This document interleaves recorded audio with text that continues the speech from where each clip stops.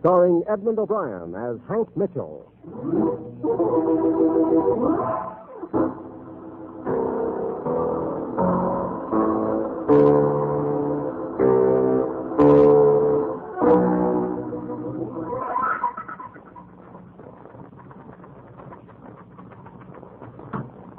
Hank Mitchell's the name. The guy who writes that column buried somewhere in the middle section of your Examiner. In case you haven't discovered it, well, it's a lot like anybody's life. Sometimes it mutters around like an old man, absently looking for his pipe. Sometimes it can start out frolicking like birds on a Sunday morning, and then turn up with a corpse in the dark alley. The corpse in the dark alley is the business at hand. In a big city, a dead man is a pretty impersonal thing, but this one I had a special interest in, because they wanted me to identify it. It was early morning when I walked into the county morgue, and there was that same familiar ammonia smell stinging my nostrils, the usual gleaming tile, and the empty feeling you get when the cold swipe of the morgue hits you across the face like the tail end of a nightmare. The police lieutenant was waiting for me. He nodded for the attendant to pull back the white sheet. Well? Yeah, that's him. That's Ted Carter. Ted Carter. And as the attendant pulled the sheet back up over him, I couldn't help feeling that no matter who they might say killed Ted, the one who'd really put him under that canvas sheet was me.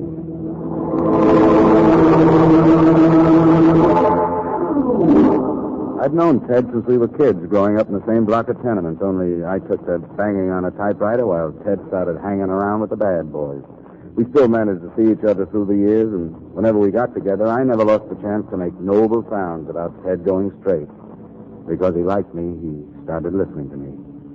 And so, because he listened, he was lying on a slab. I turned to the lieutenant. He was looking at his pocket watch and yawning. We had to get positive identification, Hank. You were the only one we could reach. Sorry I got you out of bed. No, it's okay. Well, I guess that winds it up. Be seeing you. Thanks for the trouble. Hey, wait a minute. What's your hurry? You act like you never knew the kid. Sure, I know. So what? I know lots of people. Stuck his neck out for you more than once. Saved your face a couple of times that I remember. I know you had a friendly interest in the kid, Hank, but he got it the way all hoodlums eventually get it. He's been going straight, and you know it. Well, what are you sore about? Well, who did it? Who killed him? Go in any book joint, any gym, look in any back alley, any flop house. Whoever you find that could have done it. Take your pick. Take my pick. Nobody talks, Hank. Nobody remembers anything. No clues, but a lot of suspects. In my book, it's murder by a person of persons unknown. Oh. Just like that. Just like that. Well, maybe for you it's that way, Lieutenant. But not for me. I walked away from the lieutenant like he had the smallpox and I'd never been vaccinated. When I hit the street, it was raining. The sky was gray. There was a cold chill in the air. I waited for a cab, thinking for the first time that I hated this city. Hated it because somewhere out in that rain was Ted's killer. What was he doing now? Sleeping? Having his morning coffee? Waiting for the first editions to come out to see how well he'd done? You'd have to look hard to find anything about Ted, page 6, ex-hoodlum found shot, period. When you're an ex-anything, that's a nice way of saying you're dead, brother. Lie down. When the cab showed up, I went over to see Ted's girl, Joan. As soon as she opened the door, I knew she'd found out. Her face looked pinched and pale. Her eyes were red, like she'd squeezed out that last tear. You called me from the police station. Yeah. Hank, why did it have to happen like that? Who do you think did it, Joan? I don't know. He told me he was all through with the wreck. What was he doing? Who had he been mixed up with? He never told me anything. I never asked him. I believed him when he told me he was going straight. I'm going to find out who killed him, Joan. You and Ted lived in different worlds. He wouldn't want you to get hurt because of him. He believed me when I told him he'd be happier if he went straight.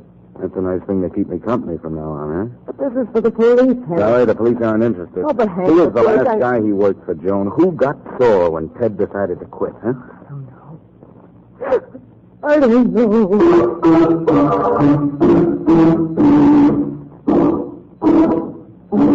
Joan didn't know. I went around to the old haunts, his former friends. They didn't know. The district attorney didn't know. The cops didn't know.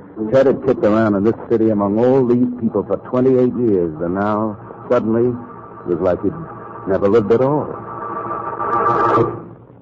Then I remembered a little item from his old life. A little item with baby blue eyes and red hair. Laverne Clare. He'd gone with her before he met Joan. Even after he met Joan, I know he kept sneaking back to Laverne, like a drunk, deciding whether to spend his last coin calling Alcoholics Anonymous or buying a glass of muscatel. I went looking for Laverne. She had the number 4 spot, one of those 5-a-day shows on the untidy side of town. When I got there, I had to wait till the fleshy part of the entertainment was over. Then I went to address him. Ted spent a lot of time telling me how crazy he was about you, Laverne. Yeah? He's a sweet guy. Ted was all right. You like to tell me about the way you looked when you danced? Yeah, sure. Hey, where's my drink? That bottle there. Pour me. Oh, sure. Oh? Say when.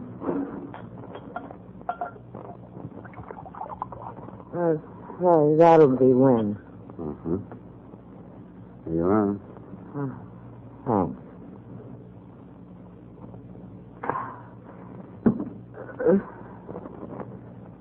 Who do you think killed him, Laverne? Look, Mr. Mitchell, you're a nice guy, so why don't you go back to your office and write your column about pretty things, Mr. Mitchell. Nice, harmless things. You don't want to get mixed up with Bailey or with that guy Jerry. They're poison, Mr. Mitchell. Why, they... Go home. Get out of here. Bailey. I didn't say Bailey. George Bailey. Character that parlays pinballs into diamond stick pins. Numbers racket Bailey, huh? So Ted knew something, and he had to shut... I didn't say that. I didn't say anything. And who's this Jerry? I don't know. I don't know anything. Get out of here. I don't understand. Yeah. I'm beginning to understand. So I had myself a lead, George Bailey. Only it was like going fishing with the hope you'll be lucky enough to catch a trout, but all of a sudden, look who's eating your worm, Moby Dick the whale. Before I told anyone else, I thought I'd go back and see Joan. I think I know who killed him, Joan. You do? I'm not positive, but it's the beginning. Who? George Bailey. Know him? Bailey. Who told you it was Bailey? You're getting pale, Joan. So you think it was Bailey, too? Oh, listen, Hank, stay away from Bailey. He's probably... Yeah? Well, I'll let you know exactly how much trouble. See you later. Where are you going? The lieutenant told me anyone could have killed Ted. He invited me to take my pick. Well, I'm going over and see that cop. I've taken my pick. George Bailey.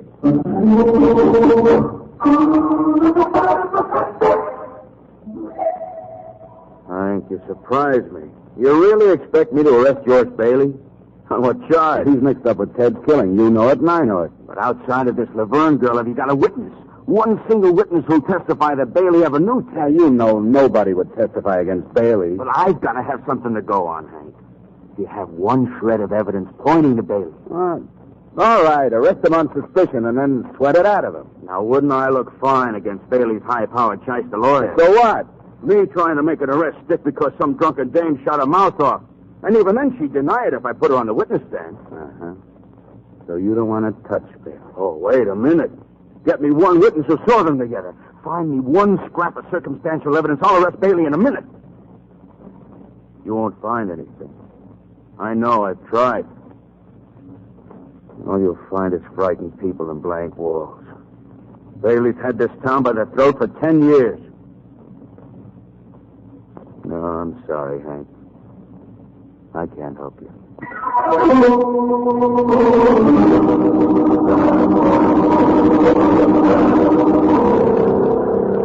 But I couldn't stop. I was like a snowball. Somebody started rolling down a hill. I didn't know where I was going or what would happen when I got there, but I had to keep rolling. They've got a name for that. It's called the guilt complex, and I had it in Technicolor. Ted was dead and buried because he believed in me. I couldn't forget that, any more than I could forget my name. And then I remembered my column. Sure. Why not? Why not? The stories of those happy winos would have to move over. I was going to work on Bailey in the only way I knew and keep my fingers crossed that something would happen. What big-shot racketeer sends for his aspirin every time someone mentions the back-alley murder of Ted Carter? When is the district attorney going to get wise and change the address of Mr. B from a downtown penthouse to an upstage death house?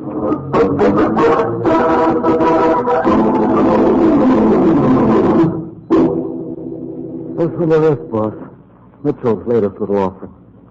When are the police going to bring in the Carter killer? Let me see it. And if they don't know who it is, I'll give them a hint. Think of Bailey and reach for the letter B. How long is he going to get away with that? And if I'm wrong, why doesn't somebody sue? Well,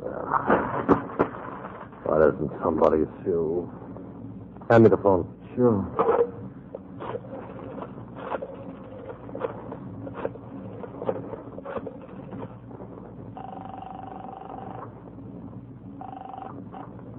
Hello? I want Hank Mitchell. You got him. I'll say it only once, Mr. Mitchell. Huh? I don't like this kind of publicity. Uh-huh. You must be Bailey. I'm asking you to lay off. Oh? Real polite, Frank. That's right. Real polite. So what's The good word, Mr. Mitchell. A good word, huh? Well, I got a whole sack full. If you get a copy of the Examiner first thing tomorrow, you'll see him right under my byline. Now listen, But since you were nice enough to call, I'll give you a preview, something like this. One of the local gendarmes going to knock on Mr. Bailey's door with a warrant for his... Okay. So he doesn't want a preview. Well, let him pay 7 cents.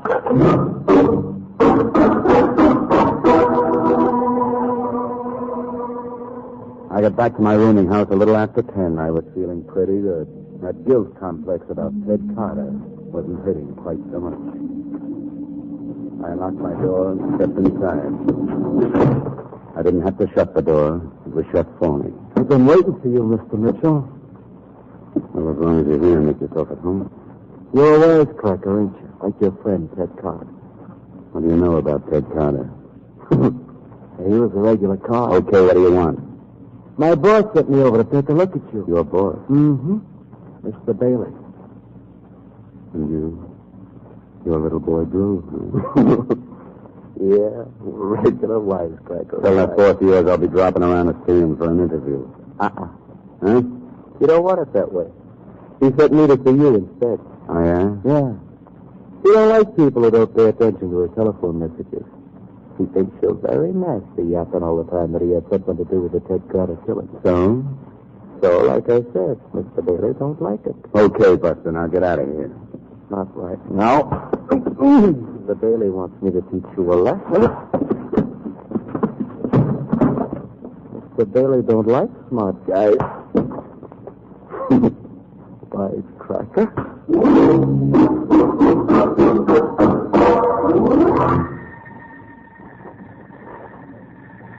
I woke up with a nice view of my ceiling. A sign outside the window flashed on and off. And every time it flashed on, it was like that punk of Bailey's with his blackjack, testing his strength in my skull and doing fine. After a while, I crawled to my knees and worked my way over to the wall. And I climbed up the side of the dresser till I reached the phone.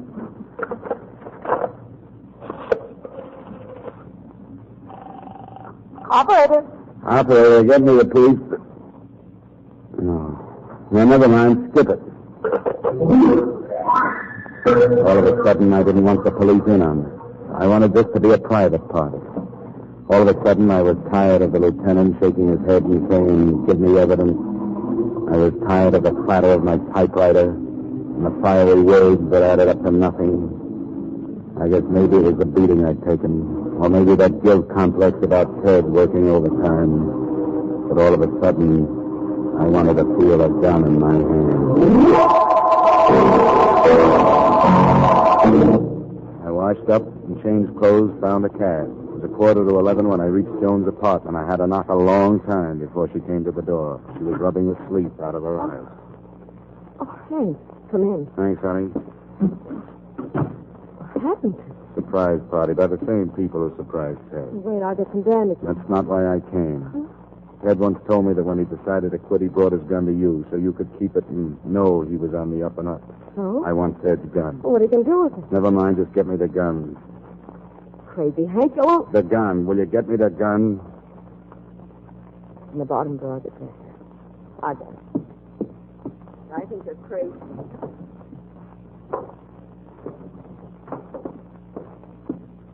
Here. Thanks. Now, if I can use your phone. I called the Examiner and talked to a pal on the crime beat. He gave me 2 telephone numbers for Bailey, one at his home, one at his office. I called the home first. They told me he was still working. I called the office, and when friend Jerry answered, I hung up. Well? He's at his office, a hard-working fella. You know what it is? Sure. Wentworth Towers, skyscraper in the loop. Well, be seeing you, Joan. Hank, you're crazy. You're walking right into a trap. They'll kill you like they killed Ted. If I don't go, Jerry will be coming around again. You see, either way, it's no good. At least this way, I say when. But Hank... Wish me luck. Look! Well, you fool, you'll end up like Ted with 5 bullet holes in your back. At the Wentworth Towers, it was almost midnight. The streets were deserted. The only sound was distant traffic. The front door of the building was locked. I looked through the glass. The only light in the lobby came from the night elevator. An old man sat inside the elevator dozing. I pounded on the window. He looked out at me. He shook his white head for me to go away, but I wasn't going. When he saw me staying there, he got to his feet and started walking toward me. He snapped the door lock and pushed open the front door. Nobody in this building now. All the offices are closed. Not all of them, Pop. I have an appointment with Mr. Bailey. Yeah. Okay. I'll take you up. 34th floor. Come on.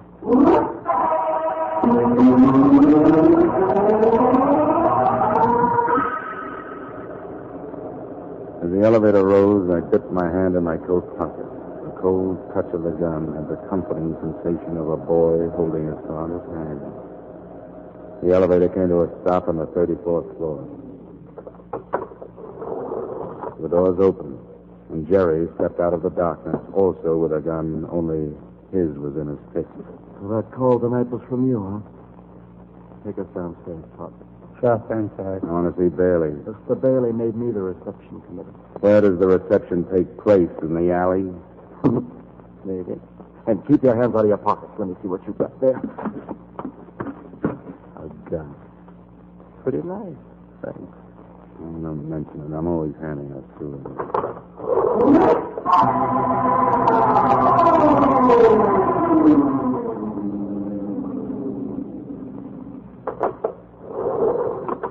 You go out first, Pop, and open the street door. All right, Terry. I'll get it open for you.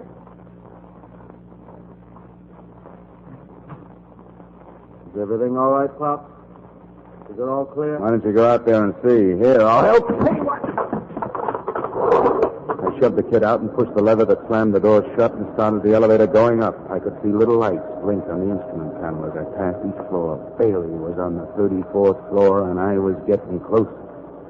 Closer. Closer. Stop. What was wrong? I kept punching the lever. Again. And again. The elevator wouldn't budge. I tried to open the door, but it sealed tight. The signals on the panel showed I was stuck between the 11th and the 12th floors. What was wrong? And I heard noises far down below. Now I knew what was wrong. Jerry and the old man had gone to the basement and switched off the power on my elevator. I didn't have to be a mastermind to figure out their next move.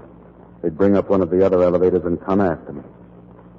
I began to feel like an animal trapped in a cage. And then I noticed the little door on top of the cage. I climbed on the old man's stool. I pushed the door upward and grabbed the sides of the opening. Then I started pulling myself out. Now, standing on top of the elevator, hanging onto the greasy cable that ran down from the roof of the building.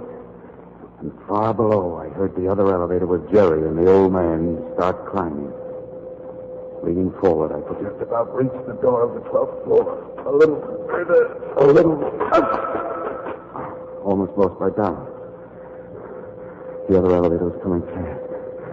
I lunged for the handle of the 12th floor door again. Got it. Both forward with all my strength. The door opened. And I began pulling myself up through the open door and onto the 12th floor. I crouched, gasping like a fish out of water. Then, before I could move, the doors of the other burst open. Okay, Mr. Wise Guy, what now? I don't know. Got any suggestions? Yeah. With all that oil on you, we're going to send you to the cleanup. Pop people downstairs. You better wait a while. Huh? Look down the hall. Who is it? Who's coming? Along with the cleaning room. We're going to have a witness. Hey, Pop, will you wait for me, please? Now, come on. Well, this is sure a break, you being up here, Pop. I thought you'd be taking a snooze, and I'd have to wait for heaven knows how long. No, I'm going down now. Get in. Oh, what about the gentlemen here? Ain't they going down? Huh? Yes, of course. Huh? But we can't. I just remembered. Remembered what? I left those reports on top of the desk.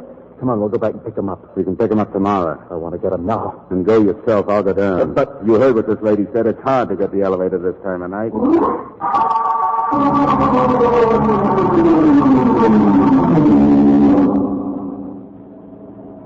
We rode down, the four of us. No one said anything. The cleaning woman was half dead on her feet, her head bobbing, half asleep. That lovely, innocent, tired old gal was saving my life so long as she was with us. Then her head jerked up. She blinked at the signals on the panel. I'll get out on the 3rd floor, Pop. I'm going to the dressing room. There it is. Here you are, number 3. Thanks, Pop. Good night. Or should I say good morning?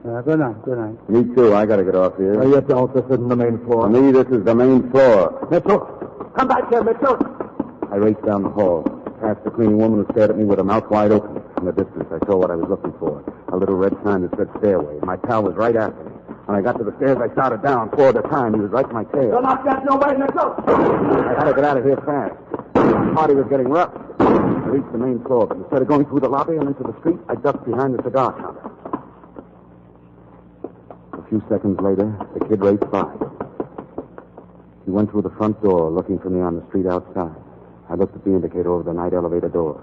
The old guy was still parked on the 3rd floor. I went to the stairs again and down into the basement. A light was burning at a desk. At the desk, a little guy in overalls was sleepily playing solitaire.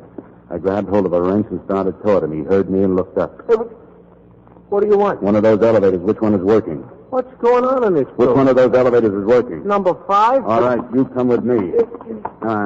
Here, this pool room looks all right. Come on, get beside. But listen, You shouldn't complain. You don't know how lucky you are. But...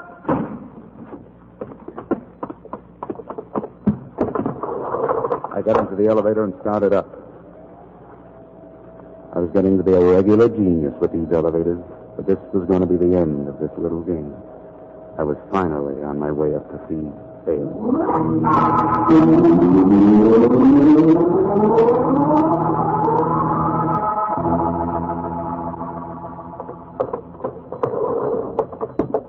"34th floor.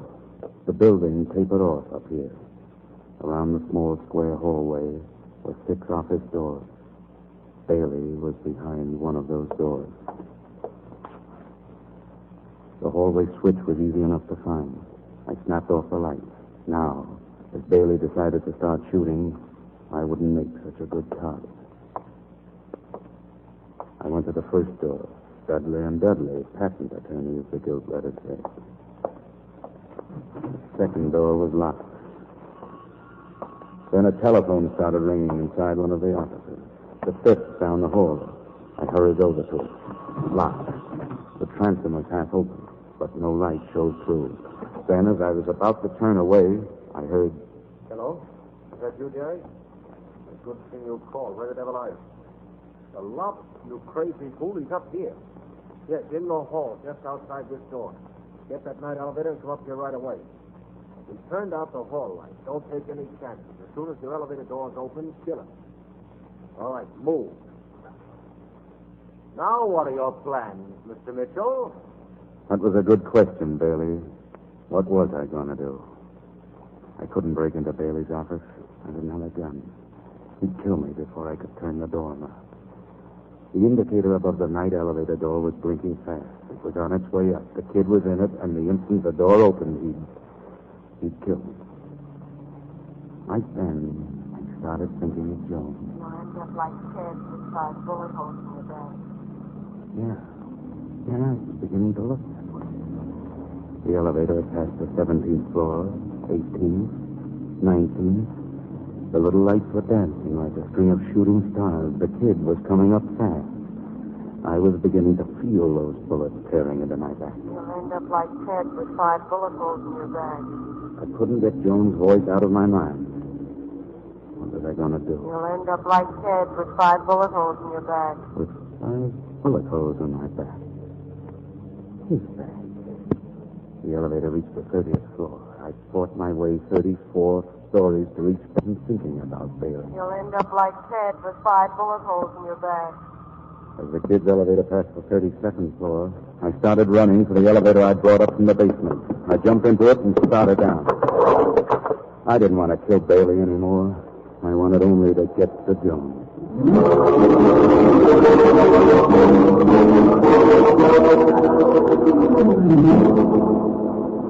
Joan was waiting for me when I got to her apartment. She was still as upset as when I left her to get Bailey. She wanted the whole story, everything that happened. When I finished, I watched her relax.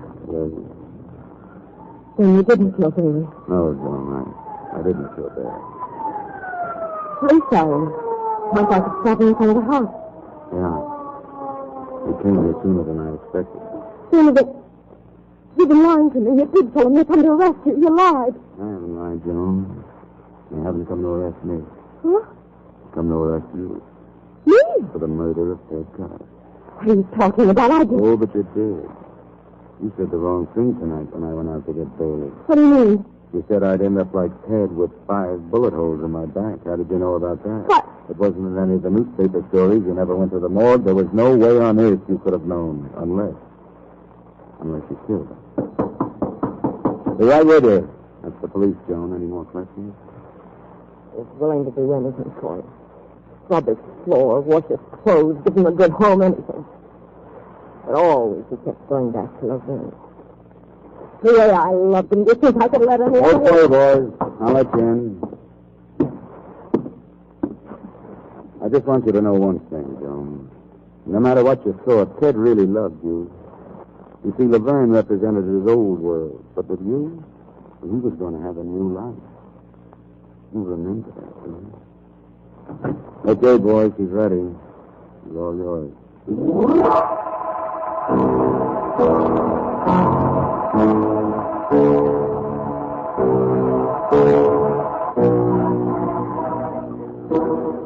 Yep, that's the story of Ted Carter.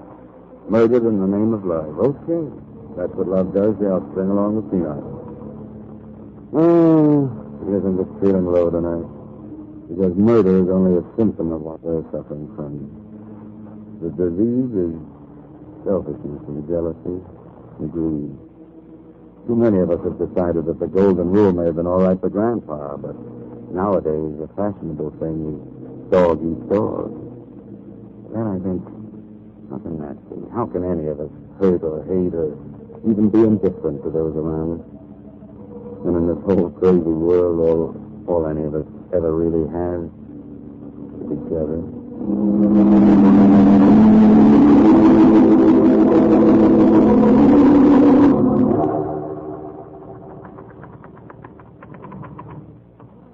Well, that does it for tonight. Nice job. You finish up, yell for the copy boy, grab for a second-hand sandwich and a tired cup of coffee, and then you start all over again. Because tomorrow you got another night suit. You don't know where the story's coming from or where it's going to take you, but you know it's somewhere out there in the dark, waiting for you. Tell you about it next week. Copy boy.